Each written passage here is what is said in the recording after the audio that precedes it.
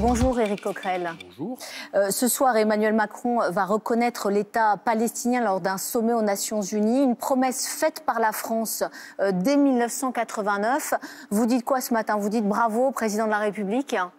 Écoutez, je dirais il était temps. Mais en même temps, attention. C'est-à-dire que s'il y a la reconnaissance dont le contenu pourrait être discuté, mais là, je n'aurai pas le temps de le faire, mais il y a la reconnaissance, mais qu'en même temps, aucune sanction n'est prise vis-à-vis d'Israël pour arrêter Netanyahou, j'ai peur qu'on reconnaisse un cimetière. C'est ça la situation aujourd'hui. Donc il faut absolument que les deux soient liés, sinon malheureusement ça n'aura servi à rien. Le Hamas a qualifié la démarche d'Emmanuel Macron d'étape positive. Est-ce que c'est pas lui donner une victoire symbolique? À qui? Au Hamas. Écoutez, de quoi parlons-nous aujourd'hui? On parle d'une situation où le Conseil des droits de l'homme de l'ONU dit maintenant c'est un génocide, en fonction de la Convention de 1948 de l'ONU qui reconnaît les génocides. On a une annexion quasiment de fait de la Cisjordanie. Donc parler de victoire pour je ne sais quelle composante, y compris le Hamas du peuple palestinien, c'est évidemment comme, je veux dire, confondre un peu un génocide en cours, une annexion et une guerre. Aujourd'hui, le peuple palestinien, malheureusement, est le grand perdant de ce qui est en train de se passer parce qu'il est menacé de disparition. C'est de ça dont on parle. Mais est-ce que vous pouvez aussi entendre qu'aujourd'hui, c'est le Hamas qui finalement contrôle encore Gaza et que finalement on donne une reconnaissance à l'État palestinien, à une autorité palestinienne qui est aujourd'hui très faible. Qui va incarner, on va dire, l'État au sein de cet État palestinien? On ne parle pas de la même situation. Là. Vous me parlez de Gaza. Vous me parlez de Gaza où il y a eu 64 000 morts, dont 2 tiers, 80% de femmes et enfants.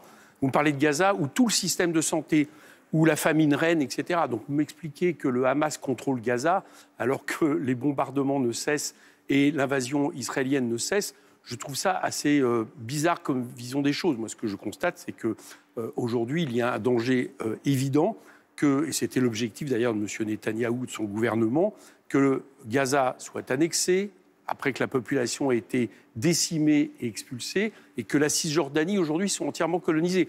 Donc je ne vois pas très bien comment on peut m'expliquer que derrière la question de la reconnaissance d'un peuple qui est aujourd'hui martyrisé, il y aurait une victoire quelconque pour ce peuple. Il faut que M. Netanyahou s'arrête. Il faut que je ne fais que traduire, j'entends ce que vous dites, que traduire une émotion. Alors, je vais vous lire... L'émotion, excusez-moi, l'émotion... vous et moi, que nous devrions avoir, c'est que quand l'ONU même reconnaît un génocide, je pense qu'elle est Je ne parle pas de mon émotion, si je peux terminer juste ma question.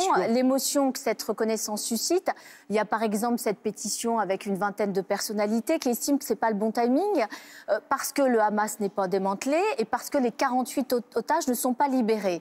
C'est une question qu'on peut se poser, le bon moment, le calendrier. On peut mettre sur le même niveau un État qui aujourd'hui pratique un génocide et un peuple qui le subit. Ça, c'est les choix. Les gens font des choix dans l'histoire, ça les regarde. Je pense que pour moi, c'est une erreur dramatique. C'est même une faute de la part de ces signataires. Encore une fois, là, pour l'instant, nous en sommes à faire en sorte que le peuple palestinien ne disparaisse pas en tant qu'entité historique, et voire physiquement pour beaucoup. Donc, je veux dire, tout ce qui m'explique qu'il serait trop tôt, etc., ce qu'il faut faire aujourd'hui, et c'est pour ça que je vous dis la reconnaissance ne suffira pas, c'est que les instances internationales doivent arrêter ce que fait M. Netanyahou. Je ne sais combien il y a eu de décisions, de sanctions vis-à-vis de la Russie de M. Poutine, et vis-à-vis de M. Netanyahou et son gouvernement, il y en a eu 0. Donc vous voyez bien qu'on n'est pas du tout au niveau de ce qui est en train de se passer au Proche-Orient et notamment vis-à-vis des Palestiniens. Je repose ma question, celle du début, mais peut-être un peu différemment. Au vu de l'état de faiblesse de l'autorité palestinienne, Mahmoud Abbas, on ne peut pas dire qu'il est brillé par son dynamisme. Aujourd'hui, c'est de l'inertie, il y a de la corruption, il n'y a pas d'élection. Qui, demain, va incarner l'État palestinien? Ça serait peut-être... Si demain, la Palestine avait la chance de constituer un véritable État, ça veut dire que les Israéliens se retirent de Gaza, ça veut dire qu'ils arrêtent leur massacre, ça veut dire qu'ils arrêtent leur génocide, ça veut dire qu'ils se retirent de la Cisjordanie. C'est au peuple palestinien, par des élections, qu'il reviendrait de décider qui les représente. C'est ça qui devrait être proposé. Mais vous voyez bien que ce que je vous traduis là, on en est très loin. Aujourd'hui, encore une fois, nous avons un peuple... La Cisjordanie est quasiment annexée, d'accord ? Et les colons, appuyés par l'armée israélienne, dont le ministre qui est responsable des colonies est un ministre suprémaciste et raciste, sont en train de semer la terreur en Cisjordanie et du côté de Gaza. Vous connaissez la situation. Je vous ai parlé de génocide. C'est pas... Quand l'ONU utilise ce terme, on devrait peut-être à un moment donné se rendre compte de quoi nous parlons. Donc la question aujourd'hui est moins ça que comment on arrête Israël, tout comme d'ailleurs comment on arrête la Russie de M. Poutine, par exemple. C'est très étonnant qu'on ait des comparaisons sur cette question qui ne viennent pas aux yeux de tout le monde. Qui est l'agresseur aujourd'hui? Qui est l'agressé? Olivier Faure invite les mairies à pavoiser aujourd'hui leur fronton du drapeau palestinien. Ils vous ont un petit peu doublé au poteau, les socialistes? Non. Non. Écoutez, si M. Faure nous double au poteau, comme vous dites, sur cette question-là, moi, ça me va très bien. Je n'ai pas de problème là ça. Je pense que c'est une très bonne idée de mettre le drapeau palestinien sur les mairies. Même si les tribunaux administratifs ont déjà largement rappelé à l'ordre les mairies en indiquant qu'il y avait un trouble à la neutralité vous savez comme moi qu'il y a eu des drapeaux ukrainiens, qu'après le 7 octobre, il y a eu des drapeaux israéliens, etc. Donc aujourd'hui, il serait assez normal en termes de solidarité. Ils ont été retirés, mais ils ont été mis au fronton. Et je ne me souviens pas à l'époque qu'on ait eu un ministre de l'Intérieur qui exige qu'ils soient retirés.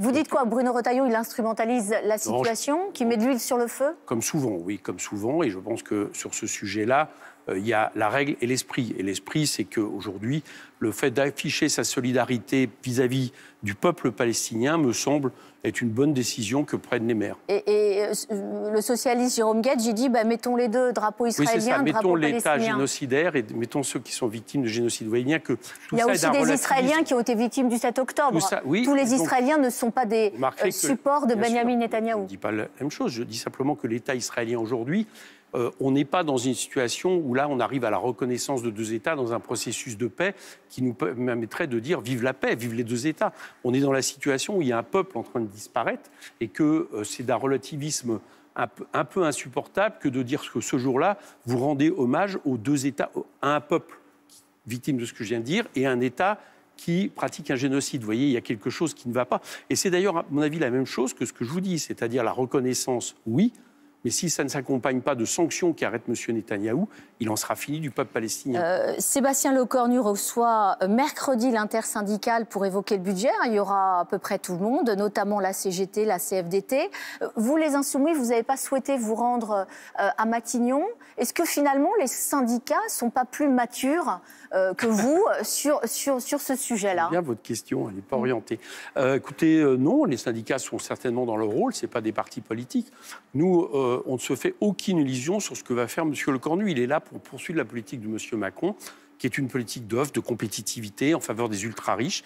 Il ne dérogera pas, sauf éventuellement un peu légèrement aux marges pour essayer d'avoir que les socialistes ne votent pas l'abstention ou le RN. Donc ce n'est pas notre cas. Un petit peu de politique fiction. Imaginons, l'enveloppe est moins conséquente que prévu. On n'est pas sur 44, mais sur 30 milliards. Il y a vraiment une taxe pour les plus riches. Il y a la suspension de la réforme des retraites en janvier prochain. Est-ce que ça, vous vous dites...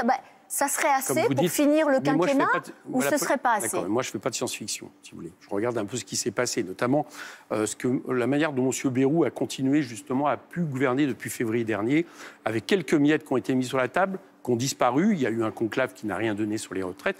Donc je vous dis très clairement, si M. Macron, en juillet dernier, n'a pas laissé la possibilité à la coalition arrivée en tête de gouverner, c'est parce qu'il veut maintenir coûte que coûte sa politique. C'est une politique en faveur des ultra-riches qui aujourd'hui se déchaînent contre M. Mais qu'est-ce qui vous ferait changer d'avis? Croyons au miracle. Ah, mais ce qui nous ferait changer d'avis, c'est que M. Macron démissionne ou que nous obtenions sa destitution. Parce que le problème que nous avons dans ce pays depuis 1 an, et d'ailleurs manifestement les sondages le reflètent, c'est qu'il y a un déni démocratique. Celui qui a perdu maintient coûte que coûte et sa politique et ses gouvernements. Et en plus, c'est une politique économique, là je n'aurai pas le temps de vous l'expliquer, mais qui nous emmène dans le mur parce qu'elle ne règle pas la question de l'urgence écologique, parce qu'elle ne règle pas la question de la relance intérieure de l'économie et parce qu'elle favorise uniquement un tout petit nombre de Français et nous payons tous la note. Eh bien, bonne journée, Éric Coquerel. Merci à vous. Merci.